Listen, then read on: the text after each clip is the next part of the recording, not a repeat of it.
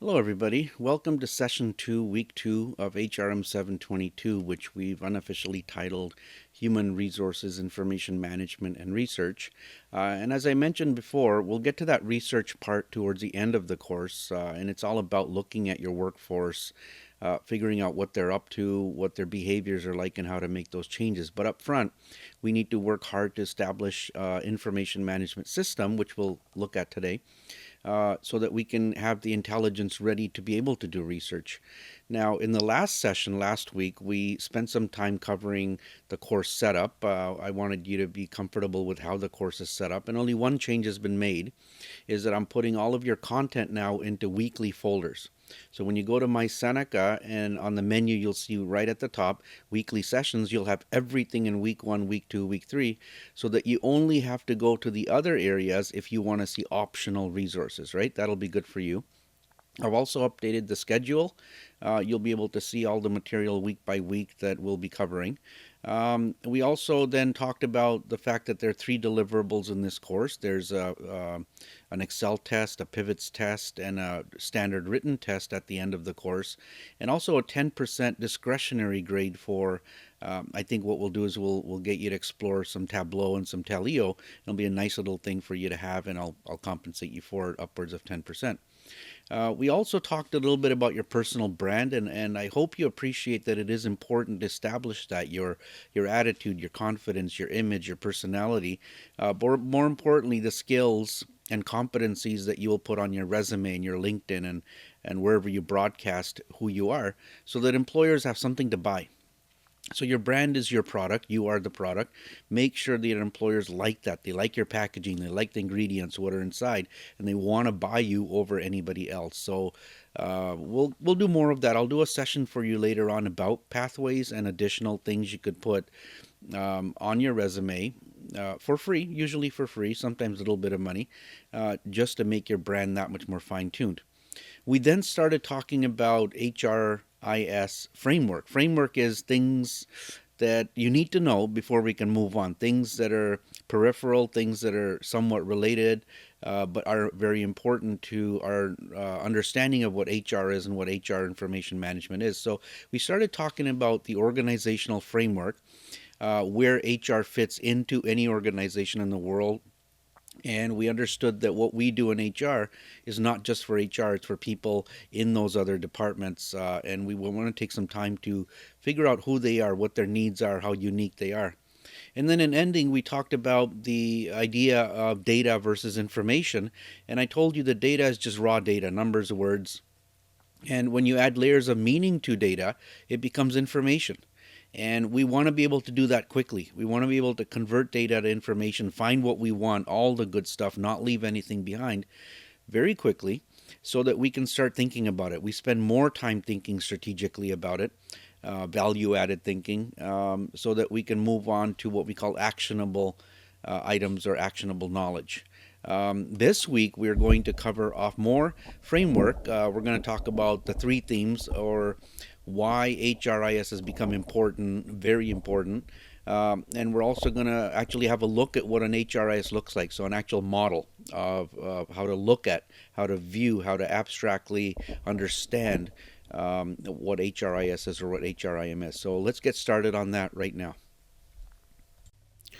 So I want to start by talking about the 3 themes of why IM, or information management, has become so important. And to do that, we have to go back in time. And for our HR purposes, we'd go back to the 1950s or so, about 70 years ago. Before then, HR wasn't really even an HR. It wasn't a thing. It would have been somebody in an organization who can converse, who can read, write, I suppose, who had some business background, who would keep very simple records about their workers, they would call them, right? Not even employees, basic name, job they did, the pay they made. It would be very, very weak, very little data that they had to manage because they weren't really thinking strategically from an HR point of view. And HR really was never part of a strategic committee or team anyways. But then, since then, 3 things have happened to cause information management and HR information systems to become quite popular. In fact, a top 3 specialization, top 3 high-paid specialization within HR. One of them is that we became a global economy, globalization. If you don't know what that is, it just means we don't trade locally as much. It's more global. There's free trade, there's easy movement of people, there's transportation, communication. It's easier to move around the world to do business and to work.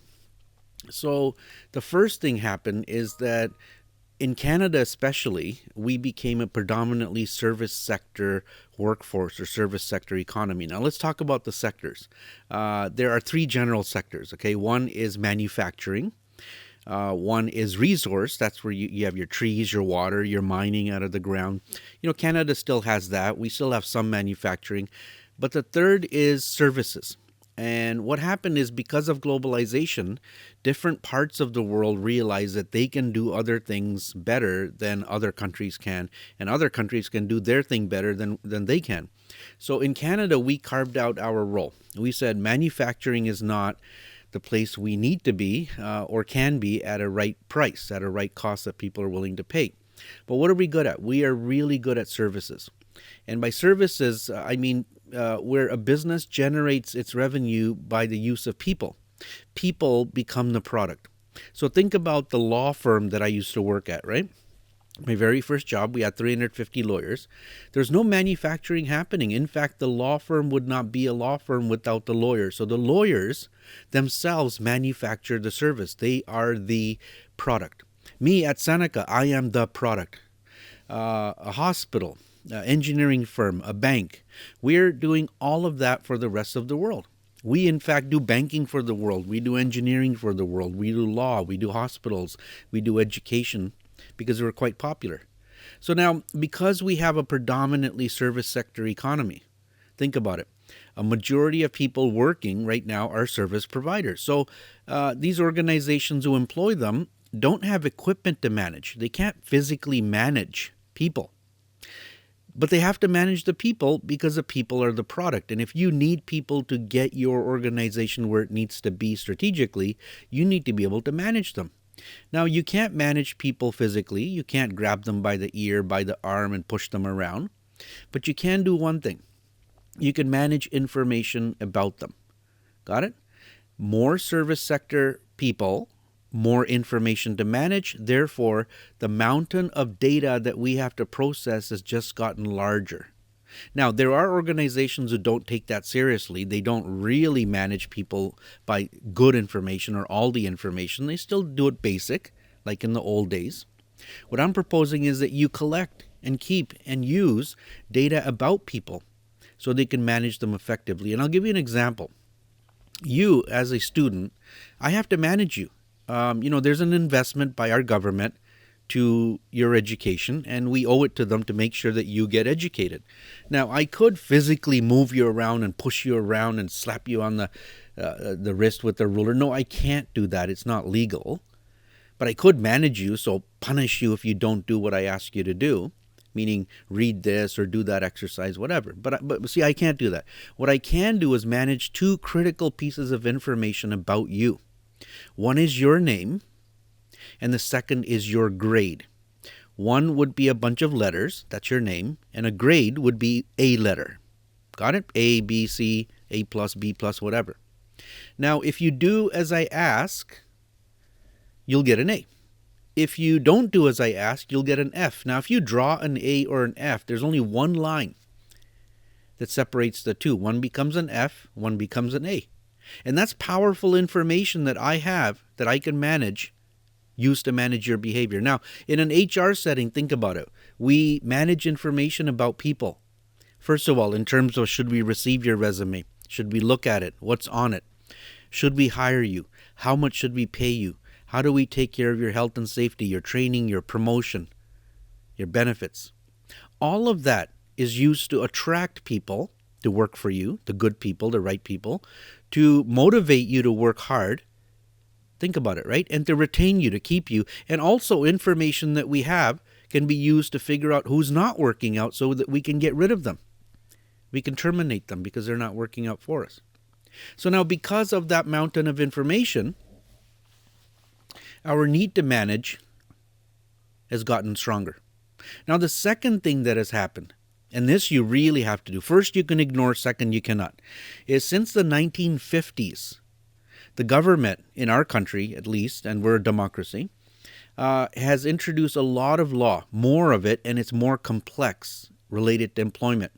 And your job in HR, and I got to tell you, your job is 50% of your job is to manage the law. Don't worry, you don't have to be a lawyer. You need to be conversant and aware of what the government's asking. Now, governments do ask businesses to do things that are good for the employees. Businesses look around, says nobody else is doing it, I'm not going to do it.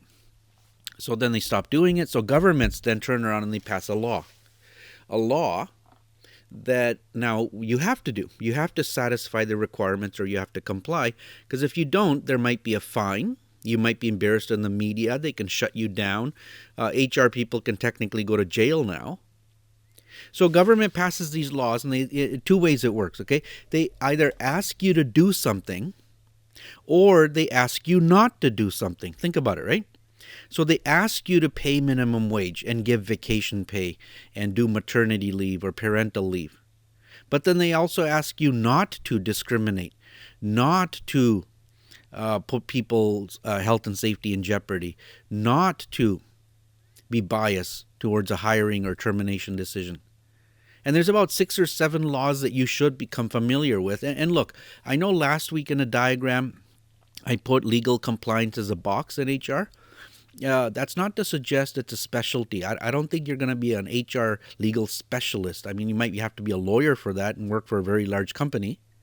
But you just might be that person. Think about this, okay?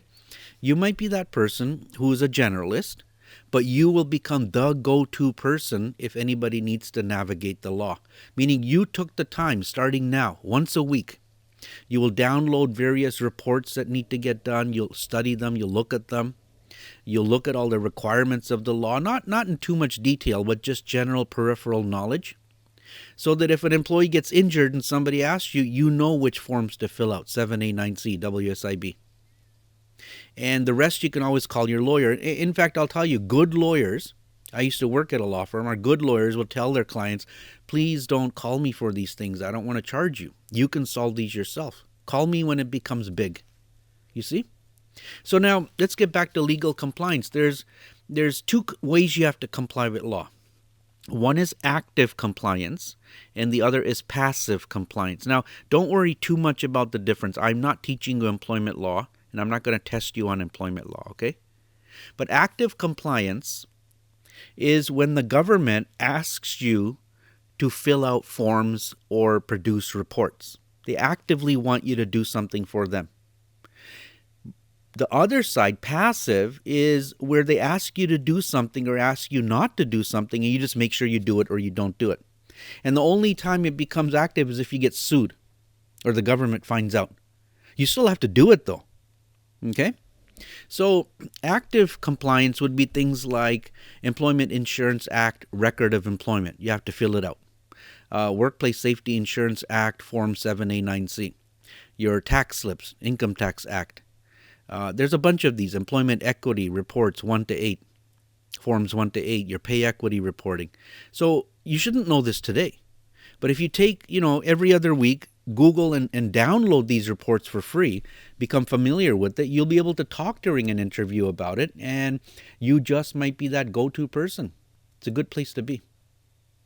Now, how do you comply with law? Government asks you to do something to comply. How do you comply? There's only one way to comply with law, and that's by having information. If you don't have information, you can't check to see if you did it or you didn't do it. And I'll give you a similar idea, okay? There's a law here called the Highway Traffic Act. If you drive, you know what it is. It's the law that governs roadways, right? And vehicles and so on. One of the laws, it says on a provincial highway, the speed is 100 kilometers per hour. And I think if you have a license, you would know that. I think it's universal, 100 kilometers per hour. But early on, there were no signs on the highway, and people were misunderstanding that 100 kilometers an hour. They were interpreting it to mean a minimum, meaning that's the lowest you can go, whereas it was supposed to be maximum. So the government did put signs up, 100 kilometers an hour. And then a few years later, put another sign called maximum below it, like we needed to be told. Well, of course we did, you see. You are sitting there right now saying, yeah, but how would you not know that? Well, you do. But there's so many other people out there who violate the law, knowingly or unknowingly. If we didn't, we wouldn't have government agencies enforcing these, and we wouldn't have a law firm to take care of the lawsuits, would we? So people do things. You never assume because you know it that other people will. So now the Highway Traffic Act does say 100 kilometers an hour. How do you know you're going 100 kilometers an hour, right? So 100 kilometers an hour is a benchmark set by the government. You have to use that benchmark to compare whether you're at the left or the right of it. Well, it just so happens in your car, there is a piece of information technology called a speedometer. You know that needle that goes back and forth? Now, you're supposed to look at it, and in some cars, they do beep. And in some cars, they won't even let you go more than 100, right, if you set it up. But when you look at it, you now have to interpret and make a judgment call. Am I okay going at 90? Well, you probably get a ticket if you go too slow. Am I okay going at 110? Well, everyone else is, sure. 120? Maybe. 130? You're pushing it, but people do. Now, none of that is active. But one day, when you get stopped by a police officer and the police officer gives you a ticket, that ticket, in fact, is a government report, a form that gets filed with the courts. And you are now going to have to pay a fine, or they take your car away, whatever. But you see, you're making a judgment call. So you all break the law. I mean, go down the highway. Police will not stop you on any given day if you're going at 110, as long as you're driving safe and you're going with everybody else. But you see, our interpretation changes. At the end of each month, the police have a quota, number of tickets they have to give. So at the end of the month, you'll see more police officers, and all of a sudden, your interpretation changes to, oh, better stay around 100. But when the next month starts, your interpretation changes again. It happens in HR too. So in HR, there are laws. For example, Employment Standards Act. You'll become very familiar with that law. Says there's a minimum wage. There's more than one, by the way, but the one we all know is $14 an hour. Now you're saying, but how dumb would it be for an employer to pay less than $14 an hour? I mean, look at an employee's name, look at their hourly pay rate, and see if it's 14 or more. If it's not, you have to make it 14 or more. But it gets more complicated when you get cases where you have salespeople or people working on piece rate or some other arrangement, where they might not make an hourly amount, but you have to kind of make sure at the end of the year it averages to $14 or more an hour. So you might be in non-compliance. In fact, I'll tell you another story of how this works. Look, there was a company, it's a true story. There was a company that had a factory and next to it a warehouse. Now, the warehouse had big, huge shelves with lots of heavy parts on it, and 6 warehouse employees plus 1 supervisor. And equipment. So they had trucks, they had equipment to package the boxes, shrink wrap them, and forklifts. Now, forklift, if you don't know, it's like a tractor, very heavy, and it's got 2 kind of pointy things in the front that pick up a bunch of boxes, lift them up and down, and move them around. And only the supervisor is allowed to drive the forklift, right? So the supervisor we had, he retired. Good guy, really knew how to do his job. He retired. They had a party for him. And HR had to replace that supervisor. You have to have a boss. So they were either going to go outside to find a new person, or they asked people inside, are you willing to do the job? And out of the 6 warehouse employees, 1 said, yes, I would like to do the job. I know I could do it. So they vetted him. They interviewed him. He was great personality, got along with his team, knew everything. And he was doing his job, doing it quite well. But about 3 months later, 4 months later, what happened was he was driving the forklift. And it crashed into a pole, a metal pole. The pole fell, didn't hurt anybody. But it also fell on a shelf, and the shelf toppled over, and a big, heavy metal part fell off the top and crushed another employee. The guy died. So here's how the law works. Okay, you know the ambulance, the police, the fire will come to help him. But also, the Ministry of Labor comes, and that's the government agency that regulates this sort of law. And they're going to look at everything. What did you do? What didn't you do? Was it truly an accident? What you find out is that when you promoted this guy, his name is Jack Smith, let's say, when you promoted him to warehouse supervisor, and he was the only one allowed to drive the forklift, you did not check to see if he has a forklift driver's license. Oh yeah, in Ontario, you need a license to drive it. I mean, the assumption was he knows how to drive it. How hard could it be? Even you, if you started within an hour, you'll learn how to drive it. To learn how to do it properly is a 1.5-day training. Doesn't cost much, about $400 or $500. But HR failed to see if he had that license, and there's a regulation that says you need a license. You see? Now, if it was proven that HR did that knowingly, they ignored it. Now, here's a chance where HR can go to jail. Right? Now, if we had an information management system in place, a proper electronic one, here's how it works. You go into the system, you log in, you go to Jack Smith, you change his job ID from warehouse employee to warehouse supervisor. Soon as you do that, the system checks all the requirements, mandatory and voluntary requirements for warehouse supervisor, and then they check what qualifications Jack Smith has. And right away, it will find one that is required, and it'll say, does not have forklift driver's license, cannot promote. You can still promote the guy if you wanted to, but system says don't do it. So right away, you would have a clue that says go send him out for forklift driver's training. That's how a system can protect you. I mean, that's just one example, and that's a great example of legal compliance. So when the government says do this or don't do this, you have to make sure that you comply. And the only way you comply is by having information. So there's a law called the Human Rights Code that says you cannot discriminate on the basis of several different things. And discrimination might be like this. If you wanted to promote somebody to a manager, and you're only promoting a certain type of person, let's say a male versus a female, or younger person versus an older person, you might not know you're doing it. It could be systemic. But if you had a good HR system and you were to promote one person, the system could actually go and look and say, hang on, there is another candidate that maybe is more suitable, but you would be discriminating against them if you did not hire them. Now, computer only takes you up to a certain point. You can at least now think about it versus just promoting people. And over the years, you realize I'm only promoting men of a certain age, not women, or vice versa. Okay? So legal compliance is all about information. Without information, you cannot comply with the law. So therefore, the mountain, the pile of information we have to manage is just exploded, is grown. We have no choice with the law. Now, the third thing that has happened is that we now have a greater need to compete. Now, you got to think about this a bit, okay? We compete in a global marketplace. It's no longer a local marketplace, and we have our own market. So I'll give you an example.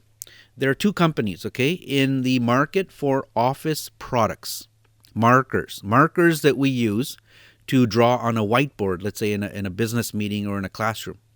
So there's an American company called Expo, and they make a pretty cheap 80-cent marker. You know, it's not ergonomically friendly. The ink isn't that good. It smells.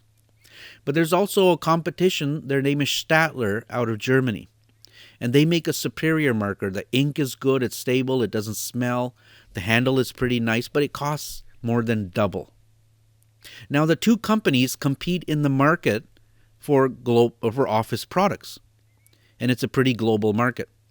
But the HR departments in those two companies, they also compete in their own market. Now, they should understand, HR should understand the market for the business's products. That's a good idea. But we also have to focus on our own market. And our own market for HR is called the labor market. Call it the job market, the people market, whatever you want, but it is the labor market. In it, there are people willing to work, and there are employers willing to hire. So employers have a demand.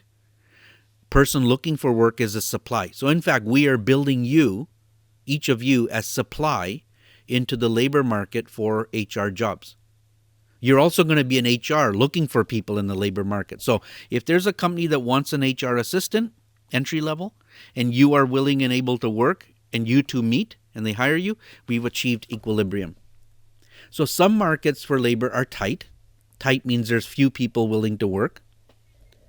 Some are loose, meaning there's more people willing to work. And HR market's pretty good right now.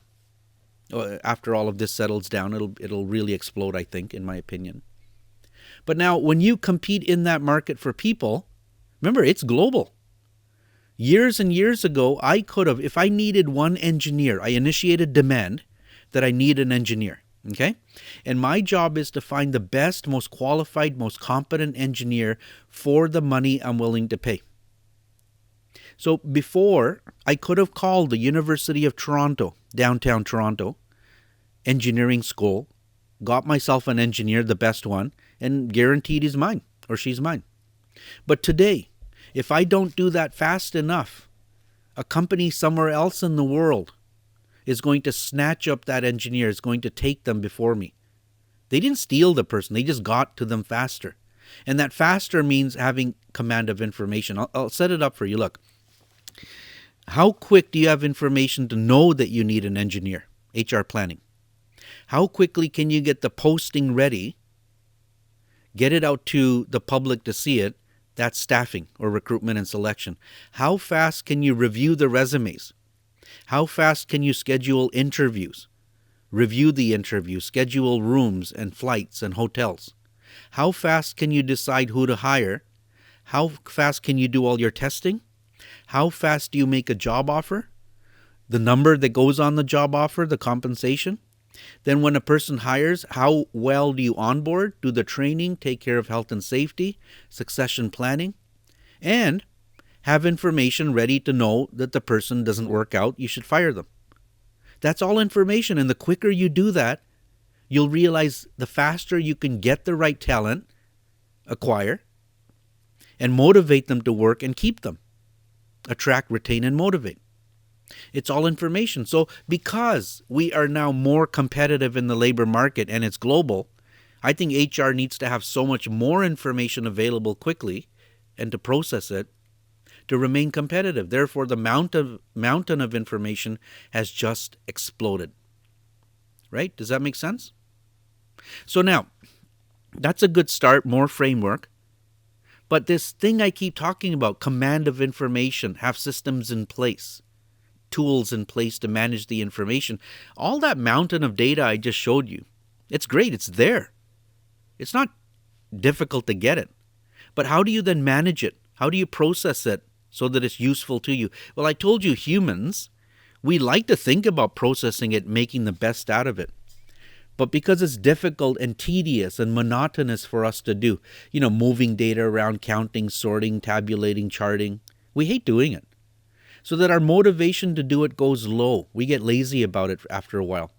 But we introduce technology and we know that technology is going to do it for us so that we could move on to do the stuff humans should be doing, which is thinking about it.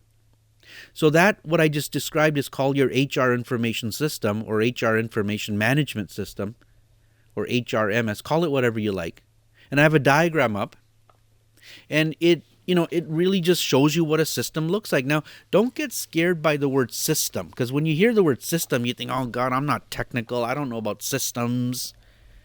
System is just an abstract idea. It's a organized way of doing something. It doesn't have to be technical. Like, take a look at your body. Your body is a system. It's a carefully choreographed, organized combination of things that make you. For example, every system has to have inputs and outputs and something in between. So your body has inputs. You take air in, oxygen from the air. You take water in through your mouth.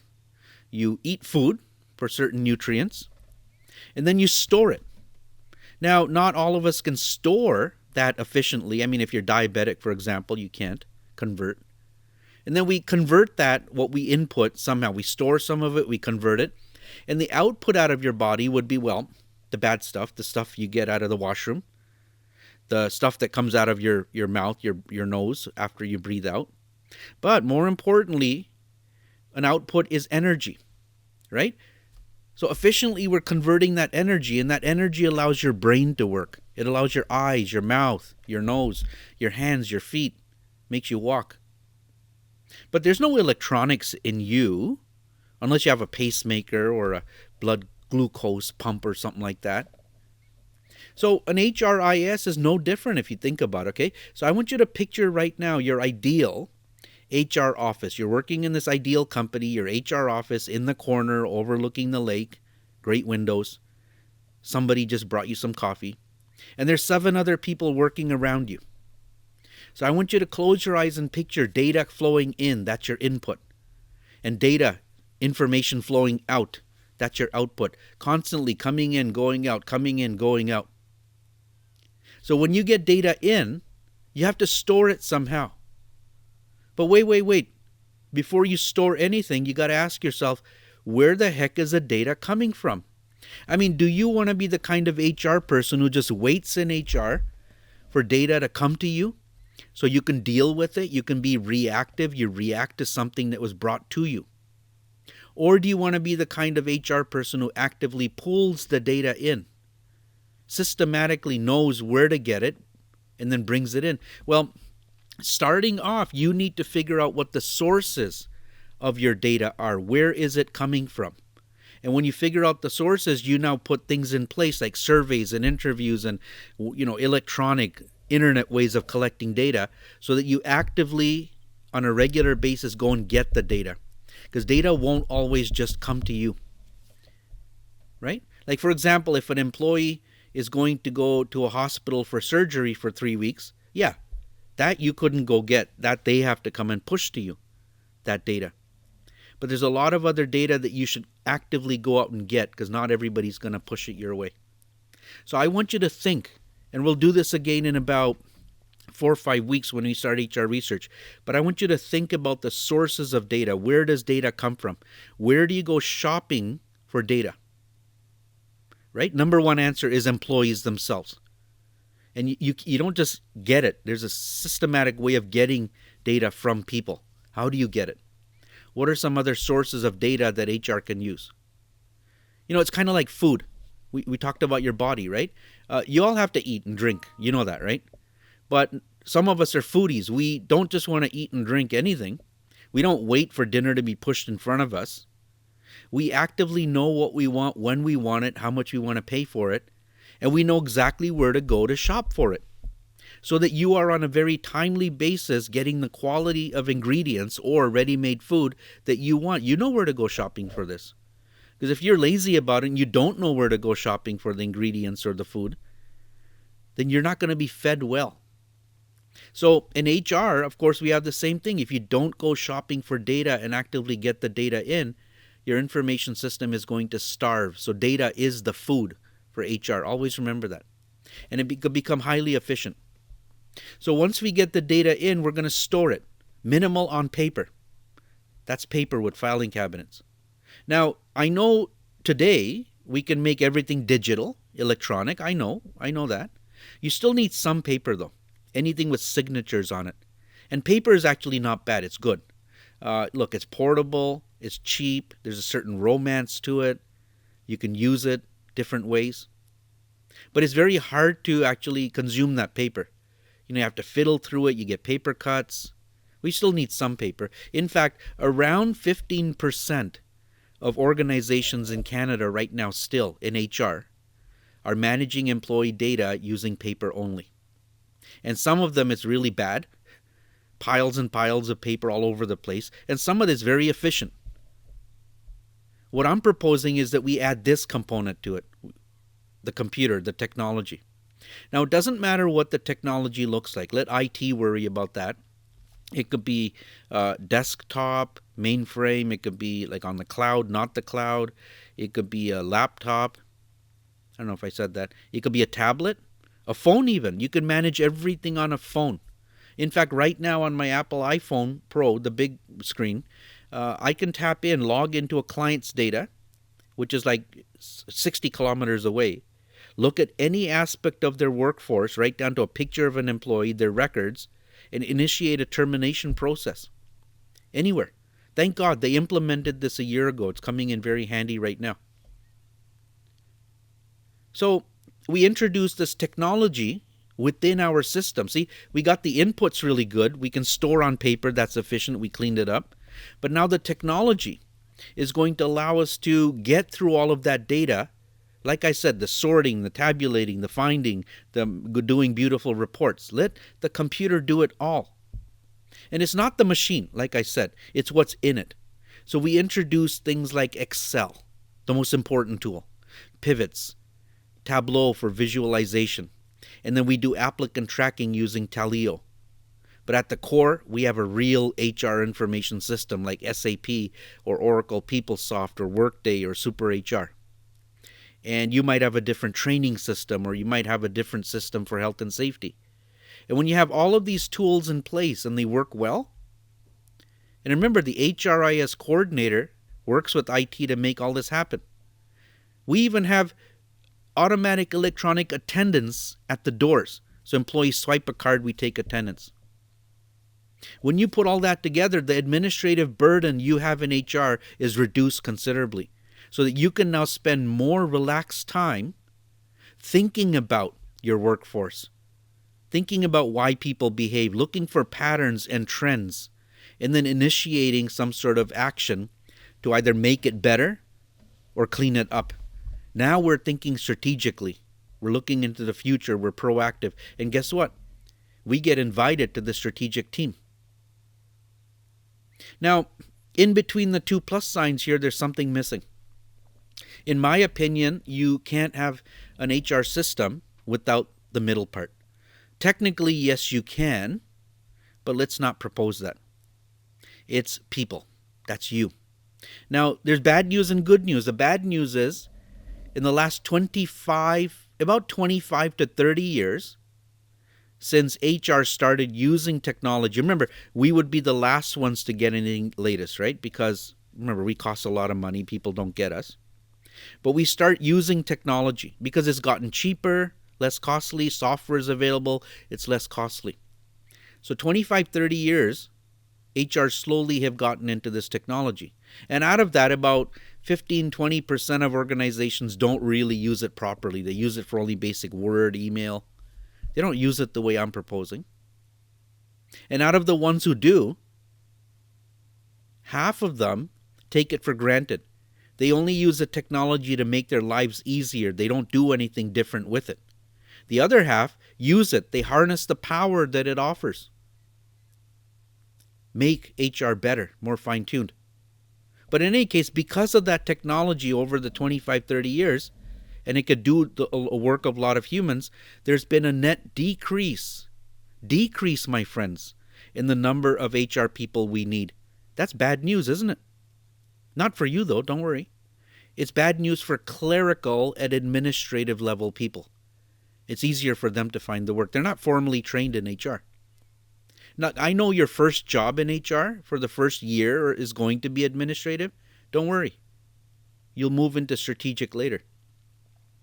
But here's the good news, is that because of the introduction of this HR technology and what it could do for us, there's been a tremendous net increase in the number of HR people we need. Oh yeah, that's a good news.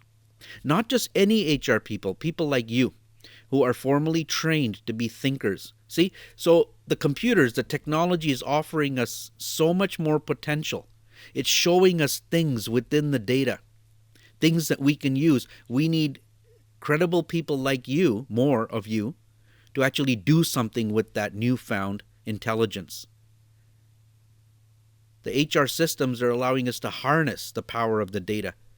We need you to actually do something with it. Okay, so that's a good news.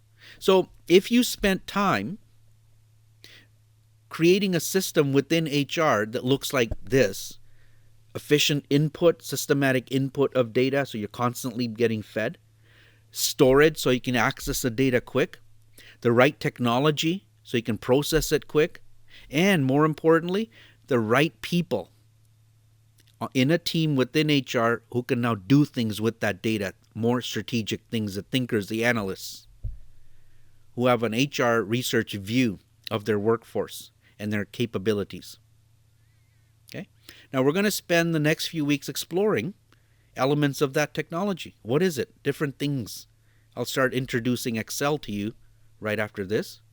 And then we'll do pivots. We'll do a little bit of Tableau, Taleo. We're not going to get deep into SAP and all that. It's an optional thing. I'd like you to look at as much as possible. We'll probably I'll give you a view of a system we use called Super HR, just to let you see what an actual HR system looks like. But one thing I am going to tell you is I've seen so many graduates, students at the moment, who when they're ready to graduate, they kind of freak out. They say, oh God, all this conceptual stuff. How am I ever going to be able to do this when I get into HR? Ask yourself this. Thousands and thousands of people have graduated. How did they figure it out? How are they vice presidents and directors today? Think about it. You do. When you were a baby, you didn't know how to walk. Oh my God, I'm freaked out. What if I can't actually... Hey, look at you now. You're walking, huh? How do you pick up language? It's natural. It's intuitive. So if you're keeping an open mind and you're curious and you're aware and you're willing to learn, you'll be shocked. Once you go into a workplace, things just fall in naturally. They do, if you want to work hard at it. You know what? Get that confidence going right now.